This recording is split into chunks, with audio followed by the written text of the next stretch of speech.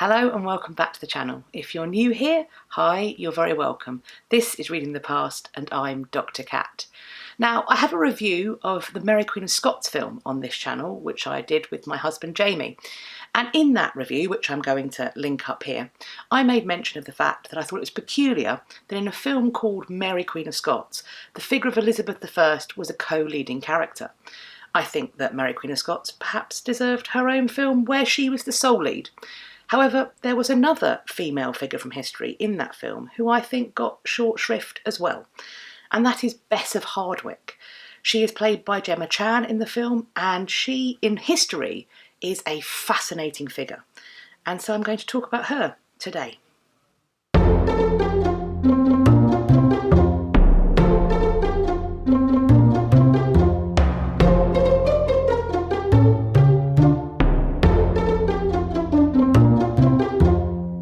We believe that Bess of Hardwick was born in around 1527 into a moderately prosperous gentry family from Derbyshire. Unfortunately, Bess's father's death in 1528 seems to have sent the family's financial prospects spiralling. Bess's mother remarried to a man who had seemingly absolutely no financial acumen. Indeed, he spends vast proportions of Bess's childhood in debtor's prison. Perhaps this experience is what inspired Bess to make better choices in her own marriages, and certainly she did. Not only did she marry well, but she also moved politically well. She made machinations at court that were risky at times and earned the displeasure of her queen Elizabeth I. Nevertheless, she secured her friendship and also a significant sum of money from the choices she made. In the 18th century, Bess was memorialised, or maybe even immortalised, in a poem by Horace Walpole that reads as follows. 4 times the nuptial bed she warmed, and every time so well performed, that when death spoiled each husband's billing, he left the widow every shilling. Fond was the dame, but not dejected. 5 stately mansions she erected, with more than royal pomp to vary the prison of her captive Mary. When Hardwick's towers shall bow their head, nor mass be more in worksop said, when Bolsover's fair fame shall tend, like Olcott's to its mouldering end. When Chatsworth taste no Cavendish bounties, let fame forget this costly countess. For Walpole, then, Bess's marriages are what distinguish her. The way that she chooses her husbands, but also the way that she comports herself in marriage. The 4 times that nuptial bed she warmed. So, who were Bess's husbands? We believe that Bess's first marriage occurred in May 1543. She would have been around 15 or 16 at this time. She marries the son of a local gentry family in Derbyshire, Robert Barlow. For whatever reason, perhaps Robert Barlow, although a young man, he may have been sickly, or he may have sickened quite soon after the marriage, because it did not last long, and Bess found herself widowed on Christmas Eve 1544. It was stated that he had been so unwell that they had never been able to consummate their marriage. Certainly, no children were produced by it. Nevertheless, Bess did receive a modest inheritance from this first marriage. Bess's next marriage, made on the 20th of August 1547, represented an extraordinary leap in her fortunes. She marries this man. He is Sir William Cavendish, some 20 years Bess's senior, and twice widowed himself, but a man of extraordinary wealth and also power and privilege at the Tudor court. The year before their marriage, he had been appointed as treasurer to the King's Chamber. It is believed that Bess was able to meet her new husband because of a privileged position she was able to occupy just before her marriage, as lady-in-waiting to the Marchioness of Dorset, Frances Grey. This suggestion is backed up by the fact that Bess's marriage to Cavendish took place at the Grey family chapel at Bradgate Manor, Leicestershire. Despite the disparity of their ages and also monetary standing, the marriage seems to have been a very successful one. The year after their marriage, she had the first of their children, and between 1548 and 1557, Bess gave birth to 8 children, 6 of whom would survive into adulthood. In addition, Bess had done something that Cavendish's previous wives had not. she gave him a healthy male heir. In fact, she had 3 sons by him, all of whom survived into adulthood, and 2 of whom would become dukes. When Sir William Cavendish died in 1557, their eldest son, Henry, was only 7 years old. Due to his youth, it would be perhaps expected that Bess would be named the executor or controller of her husband's estate until their eldest son reached his majority. Unfortunately for Bess, Sir William Cavendish died owing a substantial amount of money to the Crown, £5,237 to be exact. In 1558, Bess lobbied Parliament to overturn the proposed bill for the Queen's debtors. Clearly, she was in quite dire financial straits. Perhaps this may explain her decision to marry again, and quickly. We're unclear of the exact date when Bess marries her next husband, but of course it's after the death of her second husband, and we believe before the accession of Elizabeth I. Her next husband is Sir William St. Lo. He was also a widower, however he was closer in age to Bess, being born in around about 1520, making him 7 to 8 years older than her. The St. Lo family was from the ancient nobility, and he was considerably better off than her second husband, Sir William Cavendish, had been. I find it fascinating that Bess is in these seemingly quite dire straits after Cavendish's death, with a young son and these enormous debts owing, and yet she holds out, or manages to successfully source a husband who is both extraordinarily wealthy and noble. It is documented that Bess and Sir William St. Lo spent a lot of their married life apart. She was living at Chatsworth, her former home, the one that her son would inherit, and she was overseeing the building works there, while St. Lo had a lot of duties at court and he was spending much time in London. The couple had no children. However, when St. Lo dies in 1565, it is Bess, rather than St. Lo's brother, who inherits the bulk of the estate.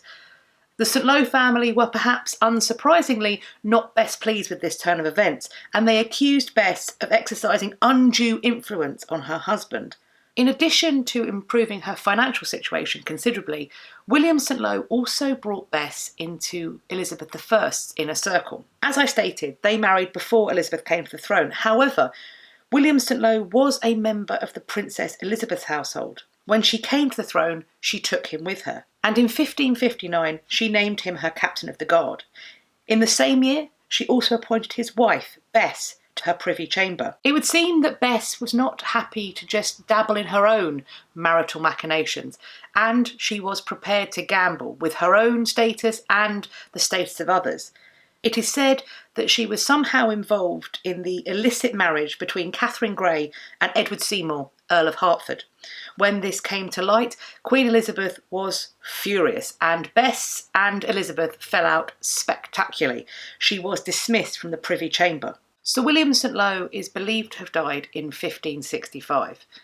Within 2 years, Bess has remarried. On the 1st of November 1567, she marries George Talbot, 6th Earl of Shrewsbury. He is described as being one of the most rich and powerful men in the north of England. Certainly, his property portfolio is enviable and was known to include the castles of Tutbury, Pontefract and Sheffield. He had a manor house at Sheffield and a lodge at Handsworth. He had hunting lodges at Tutbury and Worksop, and he held the converted monastic buildings of Rufford Abbey. Through their marriage, Bess and George brought together 2 incredibly large fortunes. But that wasn't enough, because Bess, it seems, was going to make sure that that union was cemented through the generations. At her insistence, 2 of her children married 2 of George Talbot's. Gilbert Talbot, who would go on to become the 7th Earl, married Bess's daughter Mary, while Bess's eldest son, Henry Cavendish, married George Talbot's daughter, Grace. In 1568, Elizabeth I determined that George Talbot, Earl of Shrewsbury, Bess's 4th husband, should be tasked with taking care of Mary Queen of Scots and monitoring her in her luxurious house arrest. Clearly, this is evidence that Shrewsbury at least is held in high esteem by his queen, but I would also hasten to say that it means that there has been a thawing in the relationships between the queen and Bess of Hardwick. After that involvement in the illicit marriage, clearly the queen is ready to forgive and forget. she is able to trust Bess enough to keep this rival queen in her household. Mary Queen of Scots arrived into George Talbot's custody in 1569. She would remain in his custody until 1584. Nevertheless, if Bess had won the Queen's trust back, it would seem that she was still willing to jeopardise it once again. When Margaret, Countess of Lennox, came to visit Mary Queen of Scots in 1574, she brought with her her son, Charles Stuart. They stayed for 5 days, and by the end of that visit, Bess had somehow finagled her way into ensuring that Charles Stuart would marry her daughter, Elizabeth. As Bess appears to me to be a woman who gets exactly what she wants, of course, this marriage takes place. Unfortunately, it does so without the knowledge of the Earl of Shrewsbury or Elizabeth I. In the following year, 1575, a daughter was born to this union, Arbella Stuart, and with her parents' death, she was placed in the care of her grandmother, Bess of Hardwick. Arbella Stuart is a peculiarly tragic figure because she was named as a potential successor to Elizabeth I because of her Stuart bloodline. However, of course, James in Scotland was pretty sure that he was going to be the next king. All this union ensured was really a life of misery for Arbella Stuart. She was going to be viewed with suspicion by successive monarchs.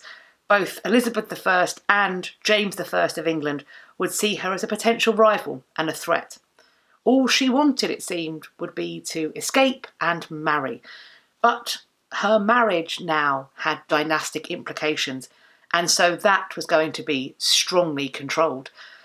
I can perhaps make another video on Arbella Stuart if you are interested in learning more about her, but it's kind of a sad story, to be honest. Perhaps because of the stress of keeping Mary Queen of Scots in check and under house arrest, or maybe because Elizabeth simply couldn't stop herself from interfering in the marital relations of others, the marriage of the Shrewsburys came under enormous pressure and eventually began to dissolve. In 1584, Bess separated from her husband and went to live at Chatsworth. It is fascinating to me that in the dispute between George Talbot and his wife, Bess, Elizabeth I involves herself, and she speaks to Talbot on Bess's behalf, bearing in mind that this is a woman who has made 2 marriages that so thoroughly displeased the Queen. It's interesting that she still comes out to defend her old friend. Evidently, Bess can get away with a lot in the eyes of Queen Elizabeth, and to me that points to her incredible charisma and how much Elizabeth must have enjoyed this woman's company. Bess is obviously able to offer Elizabeth I something that means that she can forgive so much in her. In addition to retiring to Chatsworth in 1584 due to the problems in her marriage, Bess also bought her family's old estate, Old Hardwick Hall, and she set about renovating it. Bess's final marriage came to an end on the 18th of November 1590 with George Talbot, Earl of Shrewsbury's death. Despite the conflict in their marriage, she did inherit 1/3 of the disposable lands from his estate, and she swiftly set about building new Hardwick Hall. It stands as a monument to her artistic tastes and sensibilities, but also, I believe, to her strong desire and willingness for self-promotion. Here it stands in the beautiful countryside. Hardwick Hall, they say, more glass than wall. Much of the construction on this property had been completed by the end of 1593. However, Bess did not take up residence there until the 4th of October 1597, and the final building work wasn't completed until 2 years later. For the rest of her life, Bess would seek to improve the interiors of Hardwick Hall with fine furnishings and lavish decoration. Not only is this house distinguished by the sheer amount of windows that are in the property that allows light to flood in, if we look up at the roof, you will see E.S. in brickwork. Elizabeth Shrewsbury, Bess of Hardwick. She has emblazoned her initials on the roof of her house. This is a woman who I believe knows her place in the world and is willing to excel it. She has her eyes on the future and on dynastic legacy. It would seem that this was not misplaced, because Bess, through her marriages and the marriages she arranges for her children, is indeed the mother of a number of big dynastic houses. Bess can claim as her descendants the Dukes of Devonshire, Newcastle and, indirectly, Portland. She is, in many ways, the matriarch of these dynasties. This video has been a snapshot, a tiny participle of the biography of Bess of Hardwick. I think to do her justice it needs a series, certainly a feature-length film. I don't think she should resign herself to being a bit part player in somebody else's narrative, as she was made to in Mary Queen of Scots. She's fascinating. She's complex, she's a schemer, and probably pretty bloody minded. I'm not sure that I necessarily would have liked her if I'd met her. She reminds me of that quote, "Well-behaved women rarely make history." Frankly, perhaps that quote should be permanently affixed beneath every bust of Bess of Hardwick, because it certainly fits her. But what do you think? I'd love to hear it in the comments section down below, or come and find me over on my social media. I'll leave the links in the description box. Follow me there and continue the conversation. I hope you've enjoyed this video and found it useful. If you did, please let me know by giving it a thumbs up. Please also subscribe to my channel and click the bell icon so that YouTube tells you when I've next uploaded. I hope you're going to have a great day, whatever you're doing, and I look forward to speaking to you all in my next video. Take care of yourselves. Bye-bye for now.